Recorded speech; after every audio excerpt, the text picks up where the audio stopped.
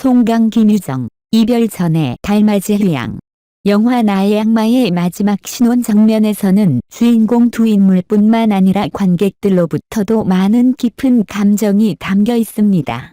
주인공 박지훈, 송강 역, 과정선이, 김유정 역은 여정 동안 많은 시련과 위험에 직면했지만 결국 그들의 진심 어린 사랑은 모든 어려움을 이겨내고 행복한 결말을 이루었습니다. 조용한 달빛 아래 뜨거운 키스 장면은 그들의 열정적인 사랑뿐만 아니라 그들의 관계의 완전함과 더불어 두터운 상징입니다.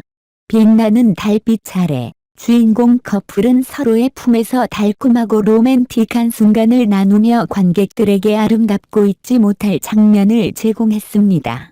주인공 두 인물 간의 감정적 공감과 유대는 관객들의 마음을 사로잡았으며 박지훈과 정선희의 진실하고 깊은 사랑에 대한 웃음과 감동을 자아내었습니다. 이 장면에서 송강과 김유정의 연기는 이 조합을 완벽하고 기억에 남게 만들었습니다. 그들의 조화와 호흡은 박지훈과 정선희의 관계를 현실적이고 감정적으로 만들었으며 관객들은 그들을 이 여정 동안 믿고 응원했습니다.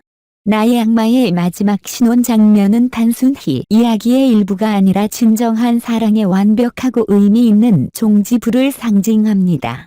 이렇게 함으로써 영화는 사랑과 희망의 힘에 대한 메시지를 관객들에게 깊이 남기며 인상을 심어 주었습니다. 이 따뜻하고 감동적인 결말을 통해 나의 악마는 단순히 오락 영화가 아니라 의미 있고 철학적인 예술 작품임을 입증했습니다. 우리 모두 함께 이 달콤한 순간을 우리 마음속에 영원히 간직합시다. 송강 김유정 결혼 전 달콤한 신혼 여행? 팬들의 기대와 설렘 속에서 TVN 채널의 새 드라마 내 악마가 송강과 김유정의 주연 커플의 행복하고 따뜻한 결말로 공식적으로 마무리되었다. 장난기와 매력 넘치는 이야기로 내 악마는 깊은 스토리뿐만 아니라 두 주요 캐릭터 간의 매력적인 관계로 관객들의 마음을 사로잡았다. 마지막 회에서 송강과 김유정은 잊을 수 없는 허니문 장면을 선보여 시청자들로 하여금 웃음과 공감을 자아내게 했다. 여정 도중 다양한 어려움과 시련을 겪었지만 결국 두 주요 캐릭터는 서로의 품 안에서 진정한 행복을 찾아냈다. 내 악마가 관객들에게 제공한 특별한 점은 송강과 김유정 두 주연 배우 간의 완벽한 조화였다.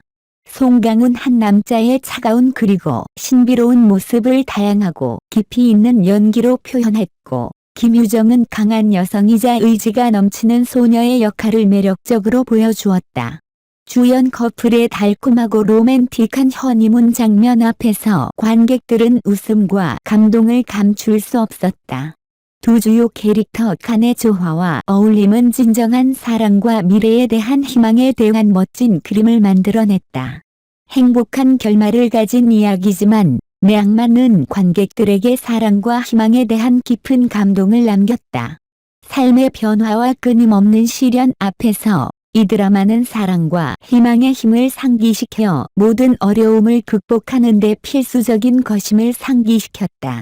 마지막으로 내 악마는 단순한 오락 작품뿐만 아니라 사랑과 희망에 대한 교훈이었다. 송강과 김유정의 훌륭한 연기와 감정이 가득한 이야기로 이 드라마는 많은 관객들의 마음을 사로잡았다. 우리는 이 두 배우의 새로운 프로젝트를 함께 기다려보자. 한국에서 10년 만에 결혼 수가 증가했습니다. 한국의 결혼 수가 10년 만에 처음으로 증가했습니다. 한국은 장기간의 결혼율 하락 추세를 보이던 중에 2023년에 거의 19만 4천 건의 결혼을 기록하며 10년 이상 만에 연간 증가를 기록했습니다. 이러한 변화는 주목할 만한데 이는 한국의 오랜 결혼율 하락 추세와 대조됩니다. 숫자를 분석해보면 2023년에는 19만 3,657건의 결혼이 있었으며 이는 2022년 대비 1% 증가한 수치입니다. 게다가 한국 국민과 외국인 파트너 간의 결혼이 18.3% 급증하여 약 2만 건, 결혼의 10% 이상에 이르렀습니다. 한국타임스에 따르면 국제 결혼의 19,700건 가운데 14,700건이 한국 남편과 외국인 아내로 구성되었다. 이 수치는 전년 대비 22.5% 증가했다.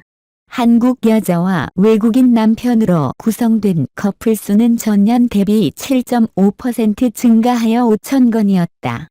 전문가들은 이 증가를 코로나19 관련 제한이 완화되어 많은 커플들이 결혼 계획을 지연하게 된 것으로 보고 있습니다. 이러한 부활은 팬데믹으로 인한 지연에서의 반등을 시사합니다. 그러나 이 긍정적인 전환에도 불구하고 한국은 지난 30년 동안 결혼율이 상당히 감소했습니다. 1996년에는 40만 건 이상의 결혼이 있었으며 2021년에는 20만 건 미만으로 감소했습니다. 이 하락은 출생률의 급격한 하락과도 일치하는데 이는 2017년에 거의 40만 명의 출생에서 2023년에는 사상 최저치인 22만 9,970명으로 떨어졌습니다. 지역별 데이터는 전국적으로 결혼 연령의 차이를 강조하며 서울 시민들이 다른 지역보다 결혼을 더 늦게 한다는 것을 보여줍니다. 이러한 추세는 수도권의 높은 생활비와 주택가격에 영향을 받은 것으로 여겨집니다. 서울에서는 첫 결혼의 평균 연령이 남성은 34.4세, 여성은 32.4세이며 전국 평균은 남성 34세, 여성 31.5세입니다. 결혼 연령이 낮은 지역에는 남자의 경우 충청북도와 울산시가 있으며 여자의 경우 충청북도와 전라남도가 포함됩니다. 앞으로 2023년에 약간의 결혼율 증가가 팬데믹 이후의 사회적 태도 변화를 시사할 수 있지만 장기적인 결혼 및 출생률 추세는 한국에 여전히 과제를 제시하고 있습니다. 한국에서 10년 만에 결혼 수가 증가한 소식은 매우 기쁜 소식입니다. 지난 10년 동안 결혼율이 하락해온 상황에서 이번 증가는 한국 사회에 긍정적인 신호를 보내고 있습니다. 결혼은 가족의 기반을 이루는 중요한 사건으로 이러한 증가는 한국 사회의 건강한 발전을 예고하는 조짐으로 해석될 수 있습니다. 이번 결혼 수 증가에는 어떤 원인들이 작용했을지에 대한 고찰이 필요합니다. 아마도 코로나19와 관련된 제한 조치의 완화로 인해 결혼을 미뤄둔 커플들이 결혼을 결심한 영향이 큰 것으로 보입니다. 이는 결혼을 위한 환경이 개선되고 있다는 긍정적인 징후로 받아들일 수 있습니다. 게다가 외국인과의 국제 결혼 비율도 상당한 폭으로 증가했는데 이는 한국 사회의 다양성과 열린 분위기를 반영하는 것으로 해석될 수 있습니다. 그러나 결혼 수의 증가가 오래 지속될 수 있을지에 대한 의문도 있습니다. 결혼율이 지난 몇십 년 동안 지속적으로 하락해 온 것은 사회적인 변화와 경제적인 요인들이 교차하는 결과입니다. 이에 대한 해결책을 모색하고 결혼을 장려하고 가정을 지원하는 정책이 필요합니다. 또한 이번 결혼 수 증가가 출산율 증가로 이어질지에 대한 관심도 존재합니다. 결혼은 종종 가족을 형성하고 출산을 유도하는데 이러한 관계가 연결될 수 있습니다. 그러나 출산율이 결혼 수와는 다른 경향을 보이고 있기 때문에 결혼 수 증가가 출산율 증가로 직결되지는 않을 수도 있습니다. 이에 대한 심층적인 연구와 정책적 대응이 필요합니다. 마지막으로 이번 결혼 수 증가는 한국 사회의 변화와 함께하는 지표 중 하나일 뿐입니다. 결혼이 사회적인 안정과 개인의 행복을 가져다주는 중요한 사건임을 인지하고 이를 지속적으로 관찰하고 분석해야 합니다.